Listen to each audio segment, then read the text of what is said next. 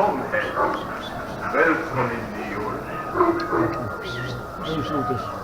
have arrived by the River Foss. Many of them newly rebuilt. Some, like this damaged build at this time. It looks like this slave trader is trying to make his way up to Coppergate. But before we get there, let's have a look at some of the many craftspeople working here in the city. Here's Sigurd.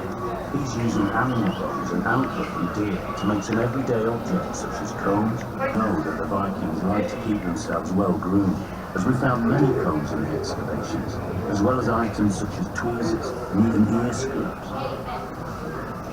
You can see a simple, single-story building.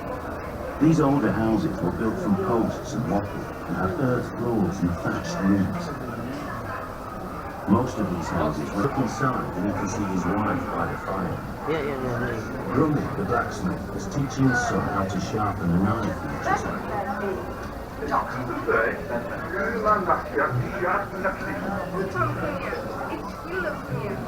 Viking-age smiths were masters of their craft, and here in Jorvik they make everything from needles to beautifully ornate panels, such as oak, rash, and this cold blade. You can see all the wooden colour waste on the ground, which children may have used as spinning tops. By the way, it's this trade that many think gave its name to Coppergate, the street of the cup makers.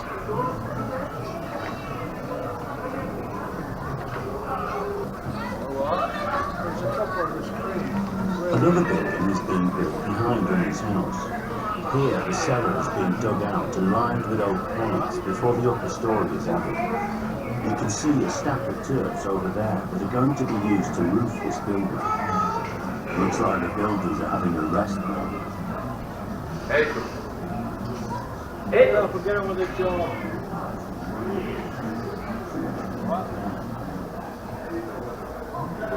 Hey, man. This family also look like they're taking a break. The children are being taught to play Niffer-Taffel by their grandfather.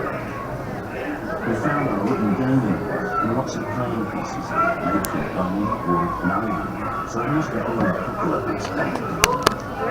Let's go back towards the river where big trading ships are that have come up from the North Sea. Here, traders are unloading their goods alongside fishermen cleaning their fish. Goods and raw materials from across Britain from Britain alongside amber, sharpening stones and more recycling from Scandinavia and good wine from the Rhineland.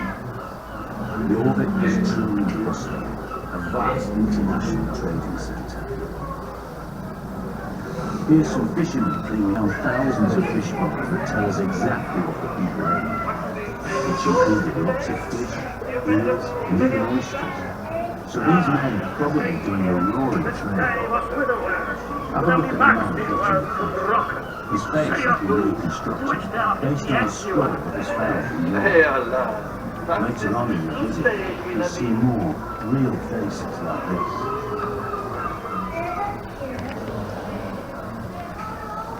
This next plot is natural dye plants such as madder, weld, woad, and dyer's green were all used to create shades of red, yellow, blue, and green. Vibrantly coloured clothes were certainly brightened up the streets of Jorvik. On this plot of land, there was a gully that contained dye plant base, suggesting that a dye bag had been tipped into it. Limestone lined that ditch running up to this next building, forming a passageway to the back. In this front room, you can see a woman working at the loom, which was used to weave woolen cloth for clothing and blankets.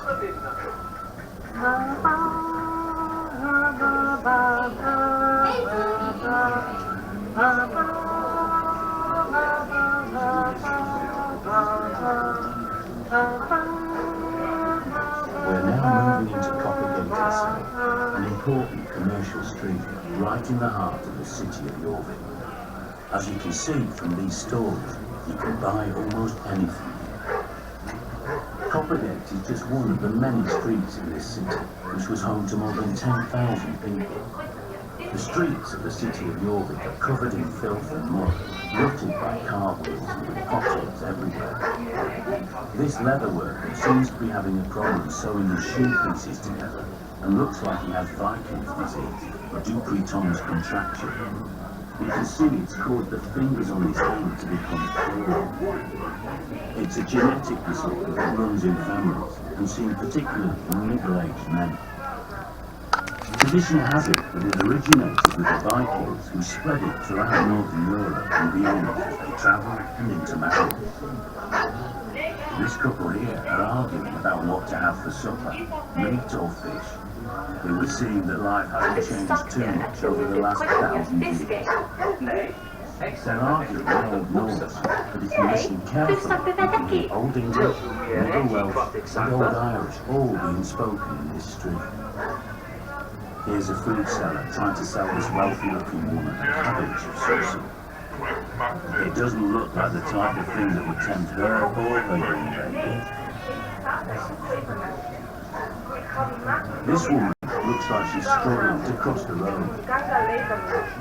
We only found 2 complete skeletons in excavations here, and this woman is placed on one of them. You can see that she's walking with a crutch due to her hip problems and arthritis.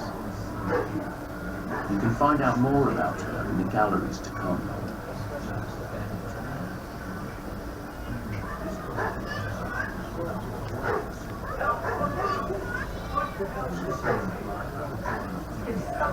Some evidence for there being a Viking-era church just behind Coppergate, and there were many other new churches built in Jorvik at this time. Here's a priest administering last rites. He would always have worn a stole around his neck, as seen here, as it marked his priestly status. We found a very small, silk, pink-coloured reliquary pouch in one of the buildings. The embroidered cross on it suggests that it once held holy relics which have since disappeared and are now a mystery.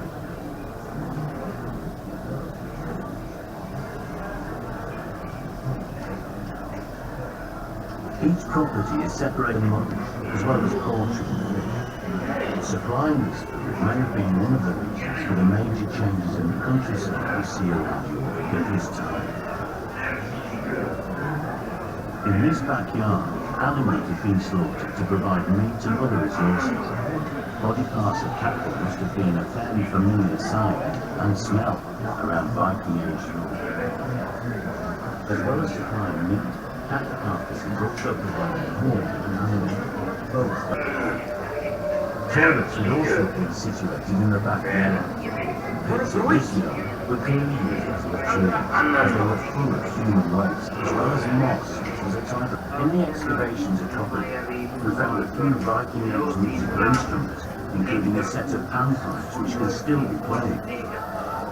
Music, saga telling and poetry was to be important in the Viking world. Iceland and Scandinavia are culturally rich in stories, traditions that developed in Viking times. Norse mythology, which conjures up gods and monsters living in 9 realms.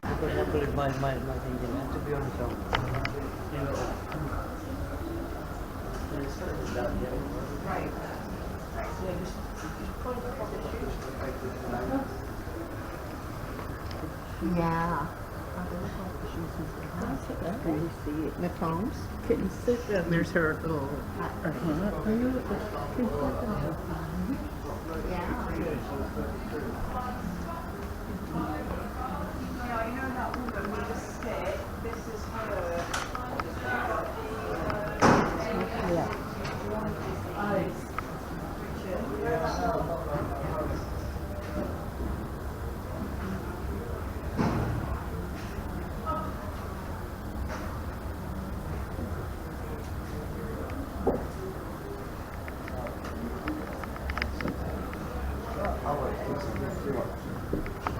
"45 years of age, a woman." Can you see the skeleton? It's a real skeleton. Yes, it is, yeah.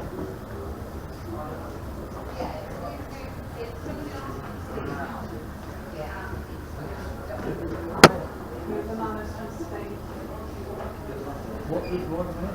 It was clearly a man of some status with coffee. This man was over 46.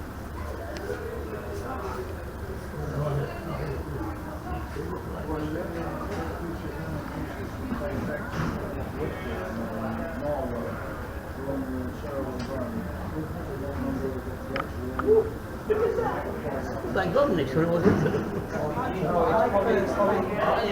It's probably been fossilised.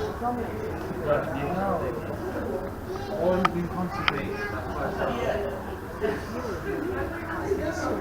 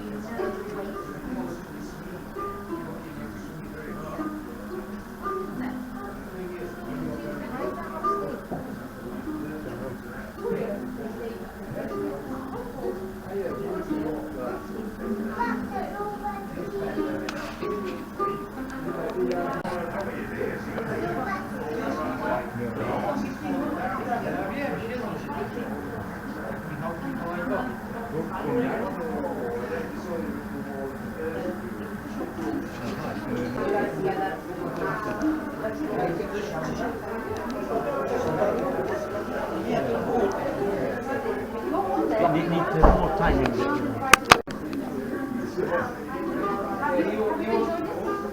enjoys it very much. We want some coins. I can see you selling something. I am selling coins, yes. They are £3 per coin. Yeah, how do they look like? Is that what it is? It's what they look like.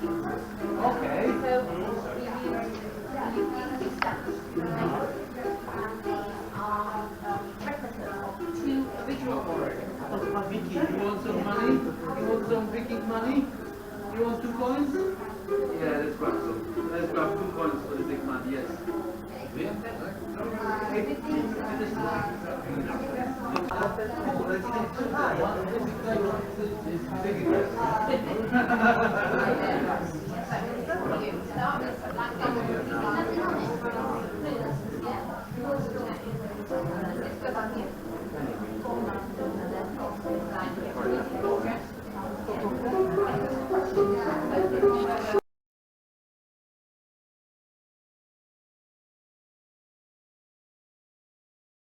A number of years after she died, when she was canonised.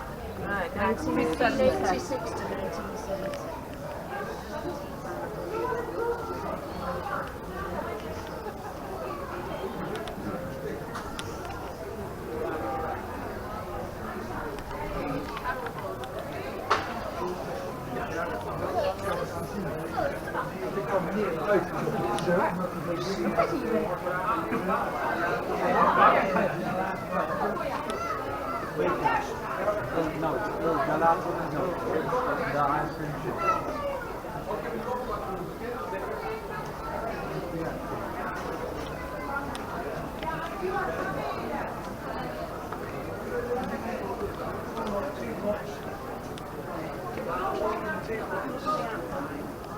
Yeah.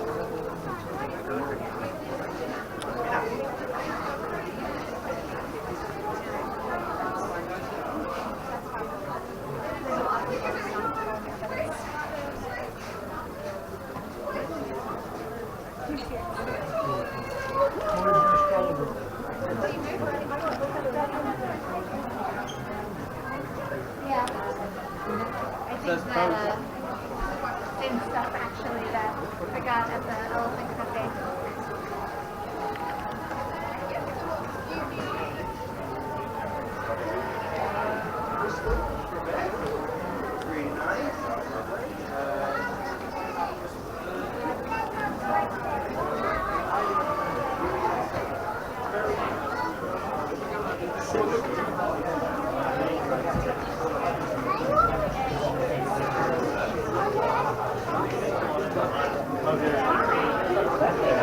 Come down!